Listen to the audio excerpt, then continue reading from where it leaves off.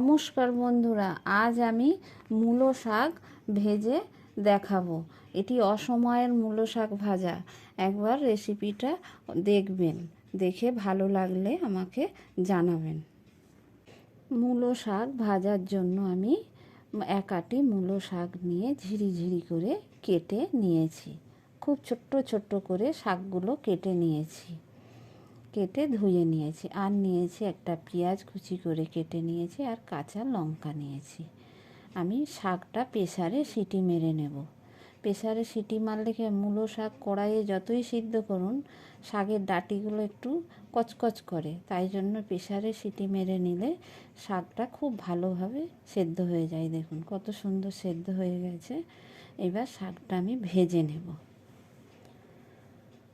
কড়াইয়ে সাদা তেল দিয়ে দিয়েছি, সরিষা ফোড়ন দিয়ে দিয়েছি, দিয়ে দিলাম একটা কাঁচা লঙ্কা আর দুটো শুকনো লঙ্কা, দিয়ে দিলাম কুচনো পেঁয়াজ। পেঁয়াজ লঙ্কা খুব ভালো করে আমি ভেজে নেব। পেঁয়াজটা ভাজা হয়ে গেছে, দিয়ে দিয়েছি সেদ্ধ করা মূলো শাকটা। দিয়ে শাকটা আমি খুব ভালো করে ঝরঝরে করে ভেজে নেব। একটা শাকও গায়ে লেগে থাকবে না। দেখুন এইরকম ঝরঝরেভাবে শাকটা ভেজে নিতে হবে।